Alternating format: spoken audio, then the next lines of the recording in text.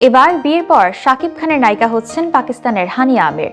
চলতি বছরের মধ্যে রোমান্টিক ছবিতে কাজ শুরু করবেন ঢাকাই সুপারস্টার শাকিব খান, যেখানে তার বিপরীতে থাকবেন হানিয়া অথবা কোনো পরিচিত পাকিস্তানি মুখ। শাকিবের ঘনিষ্ঠ সূত্র জানিয়েছে, প্রাথমিকভাবে হানিয়া আমিরকে ছবির প্রস্তাব দেওয়া হয়েছিল এবং তার টিমও আগ্রহ দেখিয়েছে। যদিও চূড়ান্ত চুক্তি এখনো হয়নি, তবে হানিয়ার বিয়ের আনুষ্ঠানিকতা শেষ হলে শুটিং শুরু হওয়ার সম্ভাবনা রয়েছে। ছবির আনুষ্ঠানিক ঘোষণা এখনো বাকি রয়েছে। এর আগে শাকিবের রোমান্টিক ছবি প্রিয়তমা 2023 সালের ঈদে মুক্তি পেয়ে দর্শক এবং ব্যবসায়িক দিক থেকে ব্যাপক সাফল্য লাভ করেছিল। শাকিব খানের অভিনীত এই ছবি দেশের অনেক সিনেমা হলে নতুন করে স্বপ্ন দেখাতে সাহায্য করেছে। আরশাদ আদনান প্রযোজিত এবং হিমেল আশরাফ পরিচালিত প্রিয়তমা বাংলা সিনেমার ব্যবসায়িক দিক থেকে নতুন দিগন্ত উন্মোচন করেছিল।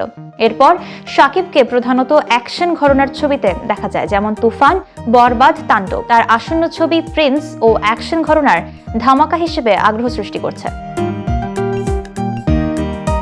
প্রিন্স ছবির শুটিং ইতোমধ্যেই শুরু হয়েছে। এতে শাকিব খানের সঙ্গে অভিনয় করছেন জ্যোতির্ময়ী কুণ্ডু, তাসনিয়া ফারিন, সাবিলা নূর এবং প্রমুখ। এছাড়া মুক্তির অপেক্ষায় রয়েছে শাকিবের আরও একটি ছবি সোলজার। তবে এবার রোমান্টিক ঘরানায় ফিরেই নতুন সম্ভাবনার দ্বার উন্মোচিত হবে।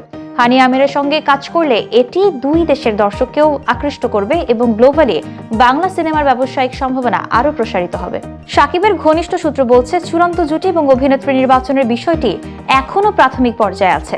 হানিয়া আমির ধুমধামভাবে কিছু মাসের মধ্যে দীর্ঘদিনের প্রেমিককে বিয়ে করবেন এবং বিয়ের আনুষ্ঠানিকতা শেষে সময়সূচি মিললে রোমান্টিক শুটিং শুরু হবে। ফলে ছবির ঘোষণাও সেই সময় আনুষ্ঠানিকভাবে আসবে।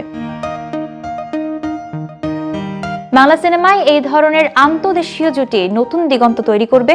শাকিবের পরবর্তী রোমান্টিক ছবি দেশের দর্শককে নতুন অভিজ্ঞতা দেবে এবং চলচ্চিত্রের আন্তর্জাতিক বাজারেও ভালো প্রভাব ফেলবে।